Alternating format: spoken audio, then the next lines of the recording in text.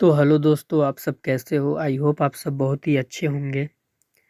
तो आज की वीडियो में हम लोग इतिहास विषय से संबंधित एक प्रकरण के ऊपर लेसन प्लान देखने वाले हैं। और आज का जो हमारा प्रकरण है वो है गुप्त काल। कौन सा प्रकरण है? गुप्त काल हमारा प्रकरण है। और ये आपका कक्षा 6 के सामाजिक विज्ञान के अंतर्गत इतिहास विषय से संबंधित है। सामाजिक विज्ञान के अंदर इतिहास उपविषय से संबंधित है। तो आज हम गुप्त काल के ऊपर लेसन प्लान बनाना सीखेंगे। तो सबसे पहले जैसा कि आप ऊपर में पाठ योजना संख्या डाल देते हैं, पाठ योजना संख्या आपको डाल लेना है। और इसके बाद आपको विद्यालय का नाम डाल लेना है, जिस भी विद्यालय में पढ़ाने के लिए आपकी टीचिंग ड्यूटी लगी हुई है। देन आपको दिनांक डाल लेना है, कक्षा डाल लेना है, विषय डाल लेना है, चक्र यानी कि पीरियड डाल लेना है, अवधि डाल लेना है, प्रकरण में आपको गुप्त काल डाल लेना है। इसके बाद आपको, अगर आपके महाविद्यालय में सामान्य उद्देश्य लिखवाया जाता होगा तो यूट्यूब से देखकर इतिहास विषय का सामान्य उद्देश्य लिख लीजिएगा। यहाँ पर हम विशिष्ट उद्देश्य को देखने वाले हैं। विशिष्ट उद्देश्य में क्या होगा? विद्यार्थी गुप्त वंश के ऐतिहासिक तथ्यों घटनाओं को जान सकेंगे। विद्यार्थी गुप्त वंश की घटनाओं का वर्णन कर सकेंगे। विद्यार्थी गुप्त वंश से संबंधित उदाहरण दे सकेंगे। इस प्रकार के विशिष्ट उद्देश्य यहाँ पर हमने लिखे हैं।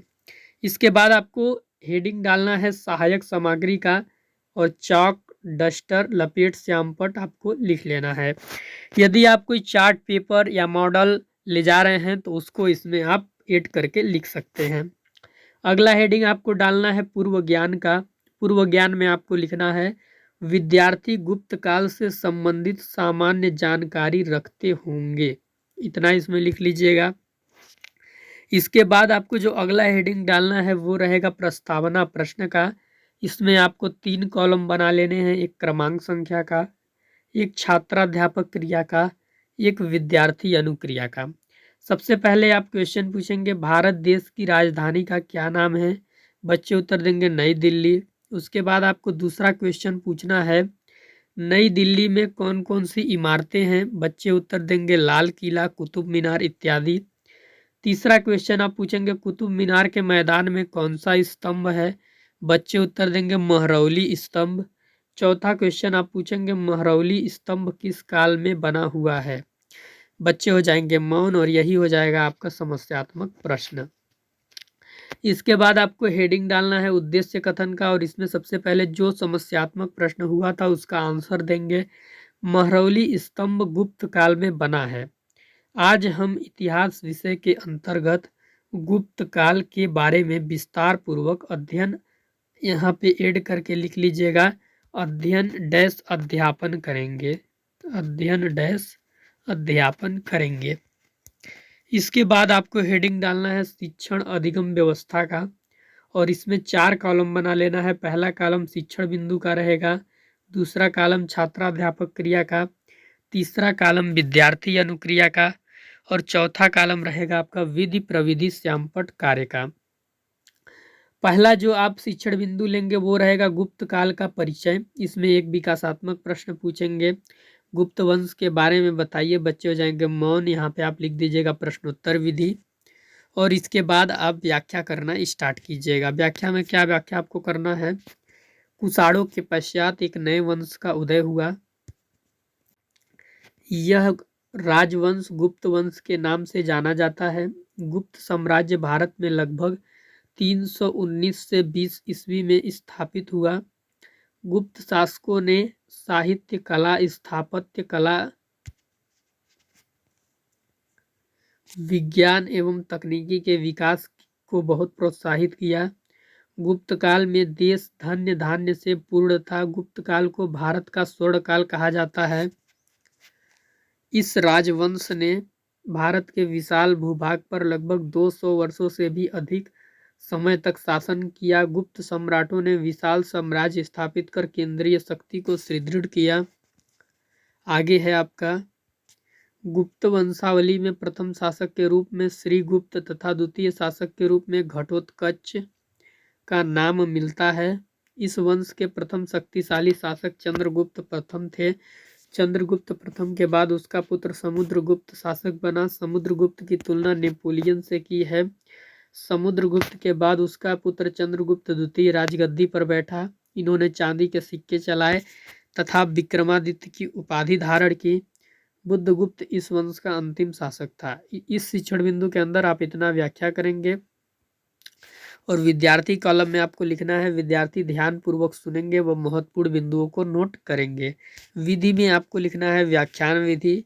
श्यामपट कार्य भी आपको कुछ करना है, देख लीजिए क्या क्या श्यामपट पे लिखना है। गुप्त काल, स्वर्ण काल कहा गया इसे। 200 वर्षों तक गुप्त काल ने शासन किया।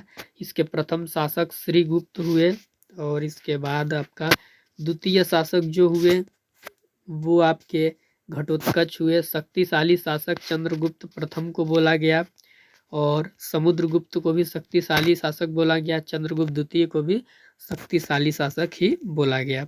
अंतिम शासक इस काल के बुद्धगुप्त को बोला गया। इतना कार्य आप शामपट पे कर देंगे। इसके बाद आपको बोधात्मक प्रश्न पूछना है। 2 बोधात्मक प्रश्न यहाँ हमने पूछे हैं, आप चाहें तो 3 या 4 पूछ सकते हैं। गुप्त वंश का प्रथम शासक कौन था? बच्चे उत्तर देंगे श्रीगुप्त। भारत का नेपोलियन किस शासक को कहा जाता है? बच्चे उत्तर देंगे समुद्रगुप्त। और यहाँ पे विधि में आप प्रश्नोत्तर विधि लिख देंगे। इसके बाद दूसरा शिक्षण बिंदु लेंगे। दूसरे शिक्षण बिंदु के अंतर्गत आपको विकासात्मक प्रश्न पूछना है। समुद्रगुप्त के शासन काल की विशेषताएं बताइए। बच्चे हो जाएंगे मौन और यहाँ पे आप लिख देंगे प्रश्नोत्तर विधि। फिर आप व्याख्या करना शुरू करेंगे। समुद्रगुप्त महान विजेता थे। उसे कभी पराजय का सामना नहीं करना पड़ा। पश्चिमी इतिहासकारों ने समुद्रगुप्त की तुलना नेपोलियन से की है। समुद्रगुप्त ने आर्यावर्त के 9 शासकों को पराजित कर उनके राज्यों को अपने साम्राज्य में मिला लिया, जबकि दक्षिणापथ के 12 राज्यों को जीतने के बाद उनसे उपहार प्राप्त कर मुक्त कर दिया। विजय प्राप्त करने के बाद समुद्रगुप्त ने अश्वमेध यज्ञ किया तथा अश्वमेध घोड़ा अंकित मुद्रा को चलाया। समुद्रगुप्त की विजयों का वर्णन प्रयाग प्रशस्ति में मिलता है। प्रयाग प्रशस्ति की रचना समुद्रगुप्त के दरबारी कवि हरिशेर ने की थी, जो इलाहाबाद प्रयागराज स्थित अशोक स्तंभ पर उत्कीर्ण है। इस शिक्षण बिंदु के अंदर हम इतना चीज व्याख्या करेंगे। विद्यार्थी कॉलम में सेम चीज हम लिख देंगे। विद्यार्थी ध्यान पूर्वक सुनेंगे व महत्वपूर्ण बिंदुओं को नोट करेंगे। यहाँ पे विधि में हम क्या लिख देंगे? व्याख्यान विधि। और शामपट कार्य आप देख लीजिए क्या है।